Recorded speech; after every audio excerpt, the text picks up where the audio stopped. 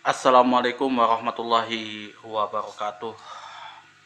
Innal hamdalillahi nahmaduhu wa nasta'inuhu wa nastaghfiruh wa na'udzubillahi min syururi anfusina wa min sayyiati a'malina may yahdihillahu fala mudilla lahu wa may yudlilhu fala hadiyalah. Asyhadu an la ilaha illallah wahdahu la syarikalah wa asyhadu anna Muhammadan abduhu wa rasuluh.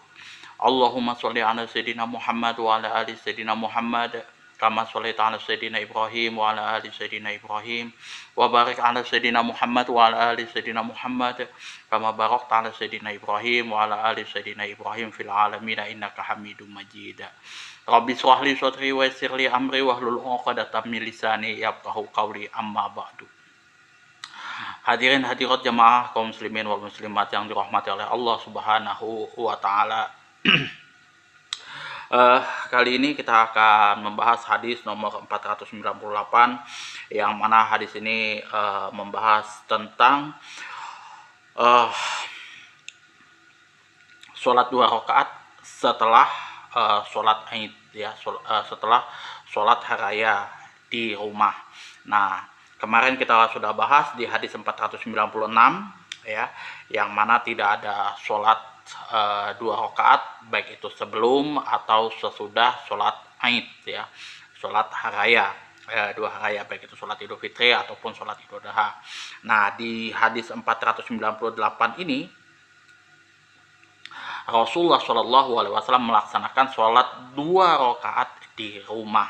Nah, seperti apa hadisnya, hukumnya seperti apa, bagaimana komentar para ulama mengenai hadis ini, ya. Wan Abi Sa'id radhiyallahu anhu qala kana Rasulullah sallallahu alaihi wasallam la yusalli qabla al-'aid syai'an fa idza raja'a ila manzilihi shalla rak'ataini, rawahu Ibnu Majah bi isnadin hasanin.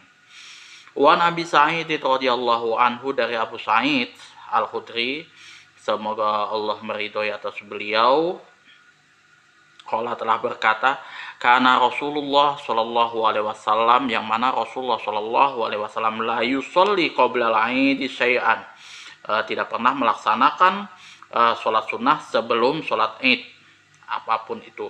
Fa idza raja ila manzilihi, apabila beliau sudah kembali ke rumahnya, sholat rakaatain. Kemudian di sini Rasulullah Shallallahu Alaihi Wasallam melaksanakan sholat 2 rakaat. Rawahu Ibnu Majah. Hadis ini diriwayatkan oleh Ibnu Majah bi isnadin hasanin, dengan sanad yang baik.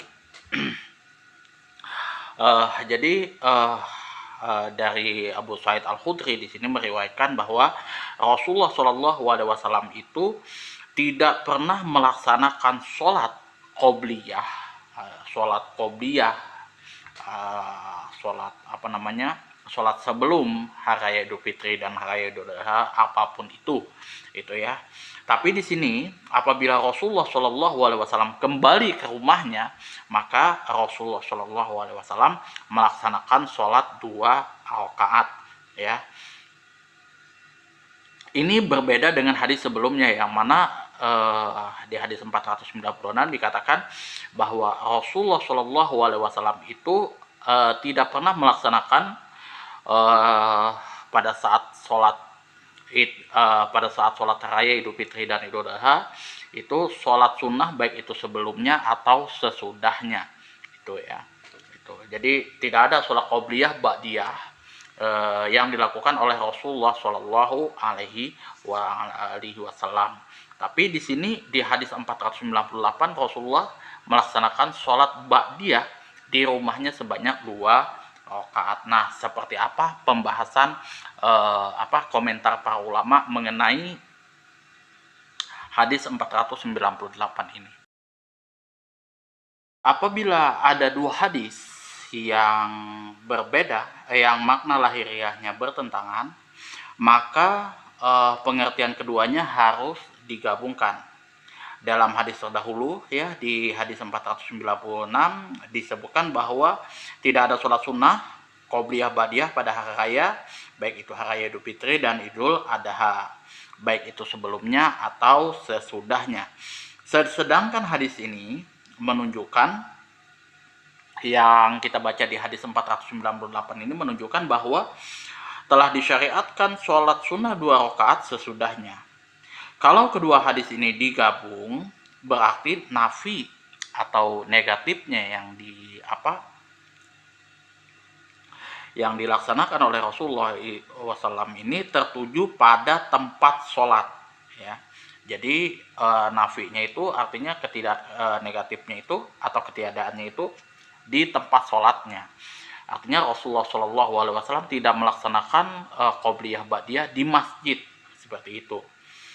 Sedangkan isbatnya di sini atau positifnya atau ketetapannya ialah tertuju pada pelaksanaannya di rumah.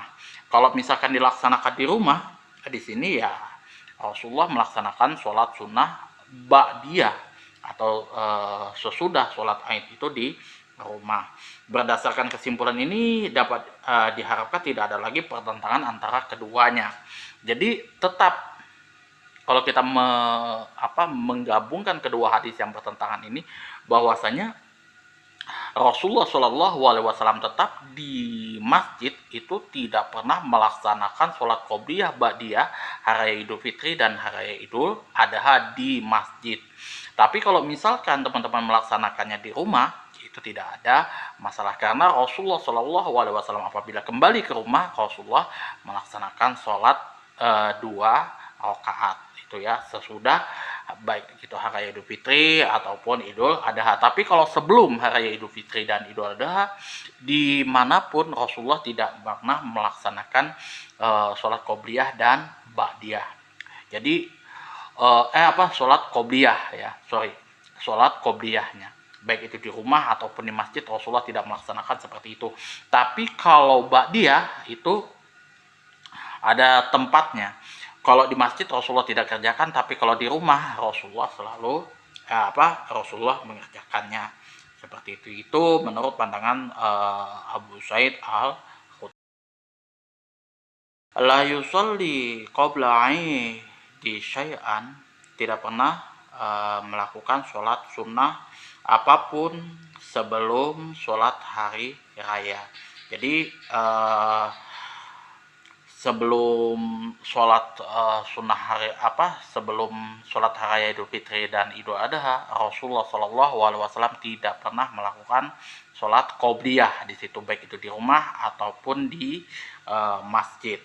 Fa iza raja'a ila manzilihi, apabila beliau kembali ke rumahnya sesudah melaksanakan sholat hari raya, artinya di sini ba'diyah, ya. Jadi setelah sholat hari raya Idul Fitri dan Idul Adha, Rasulullah balik ke rumahnya, barulah Rasulullah melaksanakan sholat 2 rakaat di rumahnya. Jadi ini posisinya di sini di rumah, bukan di masjid, itu ya. Kalau di masjid ya itu tidak boleh, ya. Itu tidak boleh. Yang boleh itu adalah sholat sunnah ba'diyah di rumah. Itu sunnah yang Rasulullah SAW ajarkan kepada kita. Jadi ya kalau kita mengikuti kalau kita cinta terhadap Rasulullah SAW itu bukan hanya kita melaksanakan sholawat ramai-ramai di enggak. Tapi apa yang Rasulullah ajarkan, apa yang Rasulullah tetapkan, itu yang kita amalkan. Nggak usah kita bikin ajaran-ajaran baru atau kita tambah-tambah ajaran daripada Rasulullah SAW. Jadi kita mengamalkan ajaran-ajaran Rasulullah SAW sesuai dari apa yang sudah menjadi tuntunan Rasulullah SAW. Tidak boleh ditambah ataupun dikurangi seperti itu ya. Atau ya istilahnya dalam konteks di sini Rasulullah mengerjakan itu di rumah, kita tambah di masjid ya, supaya lebih afdol lagi lah. Itu kan Rasulullah SAW.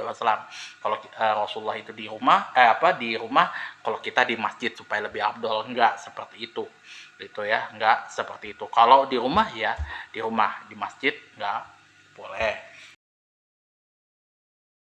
Tidak disunahkan ada sholat sunnah sebelum sholat hari raya itu ya. Jadi tidak ada kesunatan kita melaksanakan sholat 2 rakaat sebelum hari raya Idul Fitri, sholat hari raya Idul Fitri dan Idul Adha. Itu tidak ada. gitu ya, baik itu di rumah ataupun di masjid. Itu qobliyah sholat Idul Fitri dan Idul Adha itu tidak ada. Yang kedua adalah disyariatkan sholat 2 rakaat di rumah gitu ya, setelah kembali dari pelaksanaan sholat hari raya. Artinya ba'diyah daripada sholat raya Idul Fitri dan Idul Adha. Tapi pelaksanaannya mesti harus di rumah, bukan di masjid. Ya, kalau yang namanya kita melaksanakan sholat raya Idul Fitri dan Idul Adha, sholat ba'diyah raya Idul Fitri dan raya Idul Adha di masjid, itu sudah menyalahi daripada sunnah Rasulullah Shallallahu Alaihi Wasallam. Itu ya. Jadi ya kita semaksimal mungkin melaksanakan mengamalkan apa yang sudah menjadi tuntunan Rasulullah Shallallahu Alaihi Wasallam, itu ya, ajaran-ajaran Rasulullah Shallallahu Alaihi Wasallam, ya sesuai apa yang beliau lakukan, sesuai apa yang beliau sampaikan. Tidak kita lebih-lebihkan, tidak kita kurang-kurangi, atau ya kita alihkan lagi ke sesuatu yang lain, seperti itu ya. Misalkan Rasulullah di sini tidak melaksanakan azan dan iqomah, ya kalau kita melaksanakan azan dan iqomah itu masuk dalam kategori bid'ah, karena Rasulullah tidak pernah melaksanakan azan dan iqomah pada saat sholat hari Idul Fitri dan Idul Adha. Pokoknya ya masyarul sabab aqimus sholah, seperti itu aja kayak gitu kan. Atau ya masyarul muslimin aqimus sholah, atau aqimus sholah jamaatan. Pokoknya kita menyeru aja kayak gitu. Tidak ada ya, kita tidak boleh melaksanakan azan dan iqomah. Apabila ada, nah ini saya kembalikan lagi ya, apabila ada keperluan di zaman Rasulullah Shallallahu Alaihi Wasallam, tidak ada penghalang bagi Rasulullah Shallallahu Alaihi Wasallam untuk melaksanakannya, tapi Rasulullah Shallallahu Alaihi Wasallam tidak mengerjakannya, maka sunnahnya kita untuk tidak mengerjakannya. Apabila kita mengerjakannya, itu termasuk dalam kategori bid'ah, itu menurut Ibnu Hajar Al-Haytami. Jadi sunnahnya itu kita tidak melaksanakan azan dan iqomah. Kalau kita melaksanakan azan dan iqomah, itu bid'ah. Sama halnya kalau misalkan sholat qobliyah ba'diyah sebelum hari pada saat hari Idul Fitri dan Idul Adha. Rasulullah Shallallahu Alaihi Wasallam tidak pernah mengajarkan hal seperti itu ya. Jadi kalau misalkan ba'diyah Rasulullah melaksanakan di rumah, kalau qobliyah Rasulullah tidak laksanakan. Artinya kalau kita tidak mengerjakannya seperti itu, kita sudah melaksanakan sunnah daripada Rasulullah Shallallahu Alaihi Wasallam. Kalau kita melaksanakan qobliyah dan ba'diyah di masjid, itu berarti kita sudah mengamalkan bid'ah ya.